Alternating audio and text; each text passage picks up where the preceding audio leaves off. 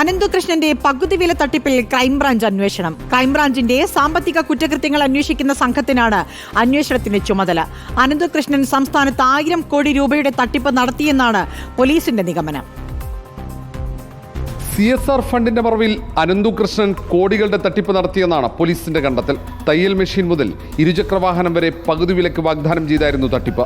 സംസ്ഥാനത്ത് ആയിരങ്ങളാണ് തട്ടിപ്പിനിരയായത്. 1000 കോടി രൂപയുടെ തട്ടിപ്പ് നടന്നതായാണ് പോലീസ് നിഗമനം. രാഷ്ട്രീയ നേതാക്കൾക്കൊപ്പമുള്ള ചിത്രങ്ങൾ പ്രചരിപ്പിച്ചാണ് അനന്തകൃഷ്ണൻ വിശ്വാസ്യത നേടിയത്. പഞ്ചായത്ത് അംഗങ്ങൾ മുതൽ കുടുംബശ്രീ പ്രവർത്തകർ വരെ അനന്തകൃഷ്ണന്റെ തട്ടിപ്പിൽ കുടുങ്ങി.